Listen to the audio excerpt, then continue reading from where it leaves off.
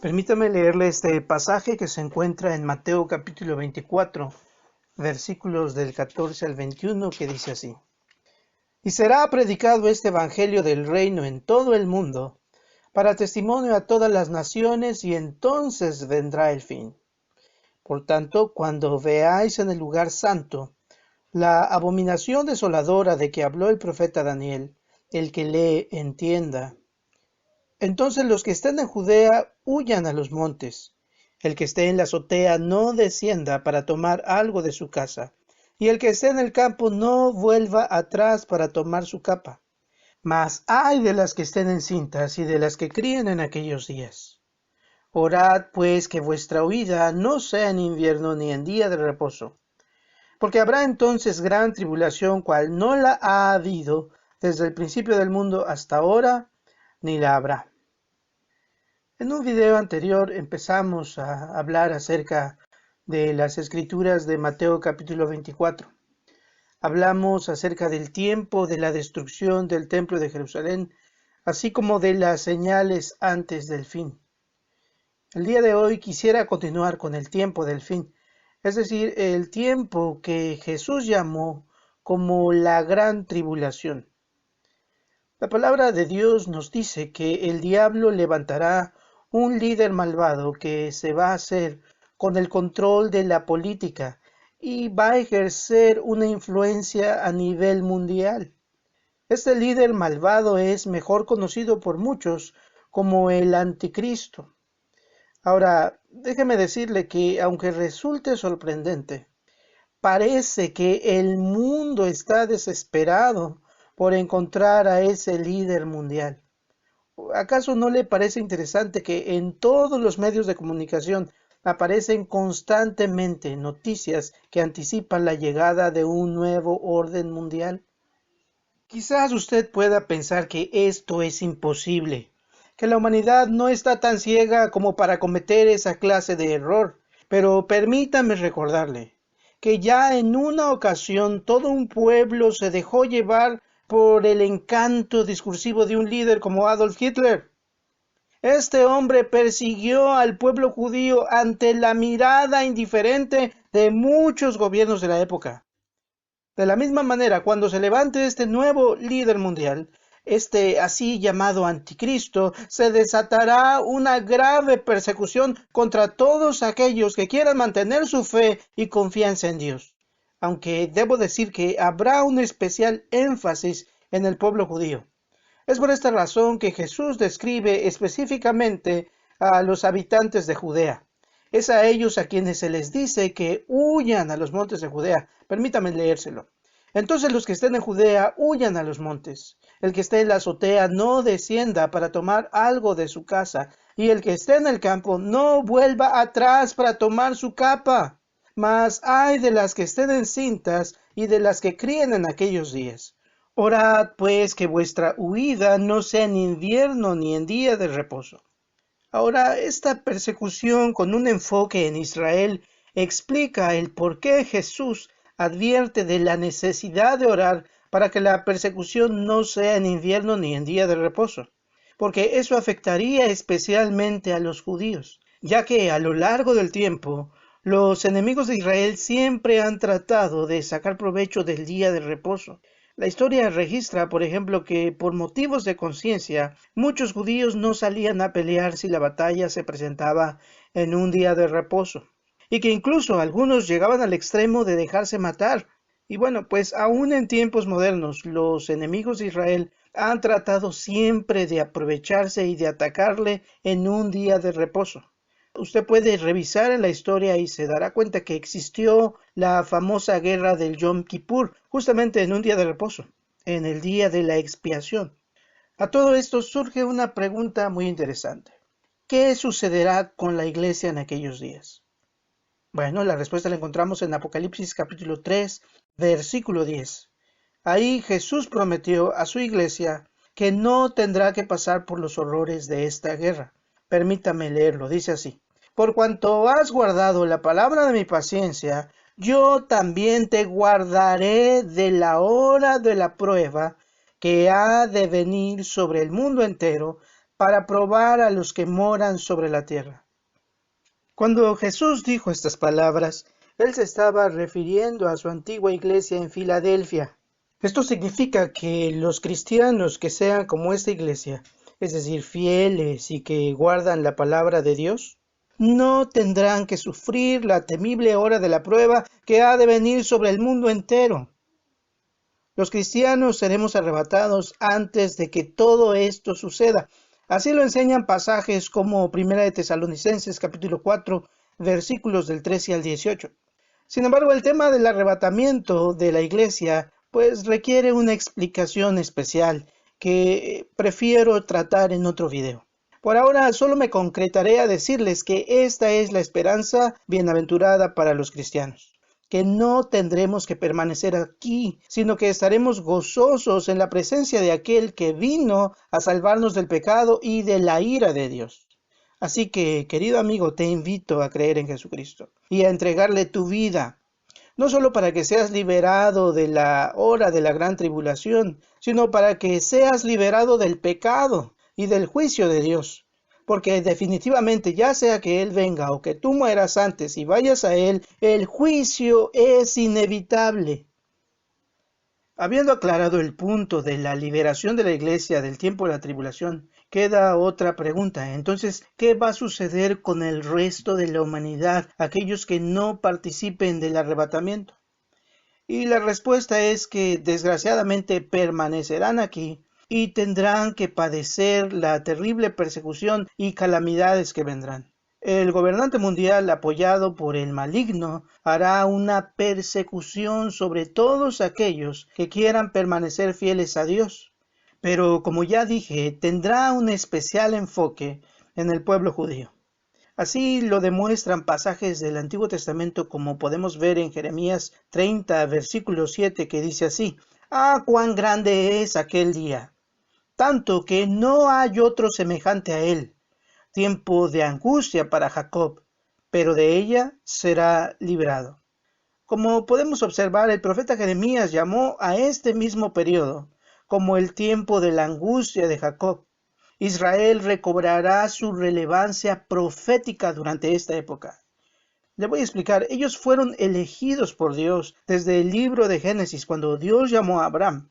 Pero desgraciadamente, al haber rechazado a Jesús como Mesías, Dios les ha castigado momentáneamente, dejándoles a un lado y trabajando con su iglesia, que es de origen mayoritariamente no judío. Sin embargo, una vez que Dios arrebate a su iglesia, Él retomará su plan con Israel precisamente durante la tribulación. Aún así, debemos decir que Dios no se ha olvidado del todo de Israel. Esta es la razón por la cual constantemente vemos en los noticieros notas que tienen que ver con la nación de los judíos. Se preguntará usted, ¿cómo es que esta nación tan pequeña llena los espacios de los noticieros más que ninguna otra nación sobre la tierra? Bueno, la razón es que esta tierra le pertenece a Dios. El monte Moria en Jerusalén le pertenece a Dios. Él se lo ha dado como herencia a Israel. Pero el problema es que todo el mundo se cree con derecho a decidir sobre el destino de Israel y de Jerusalén.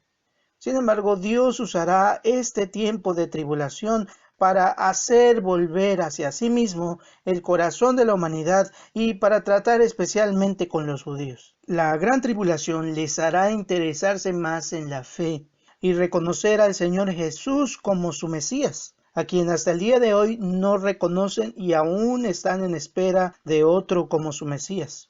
Esto explica por qué Jesús en Mateo capítulo 24, versículo 24 dijo: «Porque se levantarán falsos cristos y falsos profetas, y harán grandes señales y prodigios, de tal manera que engañarán, si fuere posible, aún a los escogidos». Lo anterior no es algo difícil de imaginar, ya que desde hoy podemos ver que han aparecido por ahí una serie de desequilibrados mentales que afirman ser encarnaciones de Jesucristo. Sin embargo, durante el tiempo de la aflicción, la aparición de falsos cristos se intensificará. El Señor dijo que nadie debe creerles.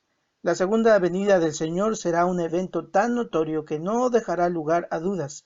Así lo dice en Mateo 24, versículo 27. Porque como el relámpago que sale del oriente y se muestra hasta el occidente, así será también la venida del Hijo del Hombre. Como ya hemos dicho, el tiempo de la gran tribulación será un tiempo de espanto y horror. La Biblia nos indica que aparecerán grandes señales en los cielos, señales que tienen que ver con el movimiento de las potencias celestiales. En Mateo 24, 29, Jesús lo describe diciendo que en aquellos días el sol se oscurecerá y la luna no dará su resplandor, y las estrellas caerán del cielo y las potencias de los cielos serán conmovidas. En Lucas 21, versículos del 25 al 26, se nos dice que estas cosas causarán una gran angustia en la humanidad. La gente sentirá un gran temor en lo profundo de sus corazones. Vivirán con la zozobra de las catástrofes naturales acontecidas en todas partes. No se sentirán seguros ni en la tierra ni en el mar, y por si fuera poco, también se verán amenazados desde lo alto del cielo a causa de meteoros y asteroides que se aproximarán a la tierra. Como está escrito, entonces habrá señales en el sol, en la luna y en las estrellas, y en la tierra angustia de las gentes, confundidas a causa del bramido del mar y de las olas, desfalleciendo los hombres por el temor y la expectación de las cosas que sobrevendrán en la tierra, porque las potencias de los cielos serán conmovidas. Esta descripción que el Señor Jesús hace no es algo nuevo. Él solamente está citando a los profetas del Antiguo Testamento, quienes conocían este tiempo final como el terrible día de Jehová. Claramente, este es un lenguaje profético que se menciona en otros pasajes de la Escritura. Por ejemplo, en Joel 2:31 leemos que dice así: el sol se convertirá en tinieblas y la luna en sangre antes que venga el día grande y espantoso de Jehová. También Isaías 13, versículo 10 nos enseña: por lo cual las estrellas de los cielos y sus luceros no darán su luz, y el sol se oscurecerá al nacer, y la luna no dará su resplandor. Los discípulos conocían bastante bien estas profecías, y sabían que esto representaba un tiempo de angustia para la nación de Israel. Sabían que al no obedecer la ley de Dios, serían esparcidos sobre la faz de la tierra, como ha sucedido hasta el día de hoy. Pero tenían la esperanza de que un día Dios iba a intervenir para juzgar a las naciones y restablecer a la nación de Israel. Entonces llegamos al punto más emocionante de este relato. Jesús se presenta a sí mismo como aquel que ha de venir para cumplir con las profecías del Antiguo Testamento y nos proporciona detalles acerca de su segunda venida. Según Mateo 24, versículo 29, esto sucederá al final del tiempo de la gran tribulación. Así está escrito. E inmediatamente después de la tribulación de aquellos días, el sol se oscurecerá y la luna no dará su resplandor, y las estrellas caerán del cielo y las potencias de los cielos serán conmovidas. La escritura aquí es muy clara. La segunda venida de Cristo propiamente dicha sucederá al final de la gran tribulación, ya que continúa diciendo el pasaje. Entonces aparecerá la señal del Hijo del Hombre en el cielo. Y entonces lamentarán todas las tribus de la tierra, y verán al Hijo del Hombre viniendo sobre las nubes del cielo, con poder y gran gloria.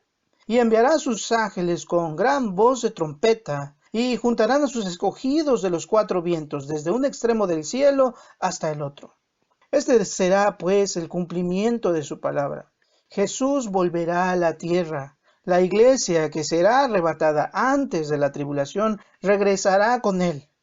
Entonces el Señor Jesús juntará a sus escogidos, es decir, a aquellos hombres que hayan permanecido fieles a Dios durante la tribulación y no se hayan sometido a los deseos malvados del así llamado anticristo. Cuando Jesús venga, entonces cesará la persecución y se establecerá sobre la tierra el gobierno de Dios. Será el momento más brillante y hermoso que la humanidad pueda contemplar. Para finalizar, nos preguntamos, ¿cuándo será el día en que se desencadenen los eventos de la segunda venida de nuestro Señor Jesucristo? La respuesta es que nadie lo sabe, razón por la cual Jesús nos da una seria advertencia y nos dice: pero del día y la hora nadie sabe, ni aun los ángeles de los cielos, sino solo mi Padre.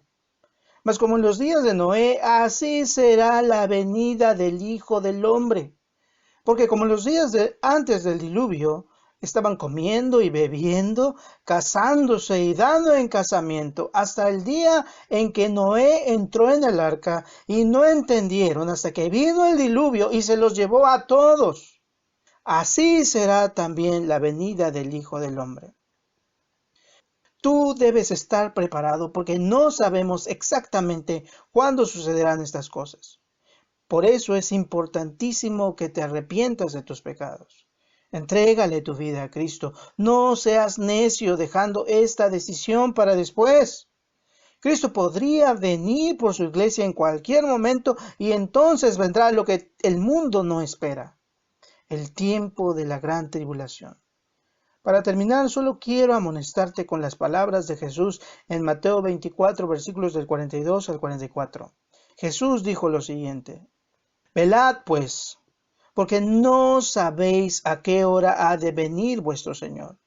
Pero sabed esto, que si el padre de familia supiese a qué hora el ladrón habría de venir, velaría y no dejaría minar su casa. Por tanto, también vosotros estad preparados, porque el Hijo del Hombre vendrá a la hora que no pensáis. Dios te bendiga.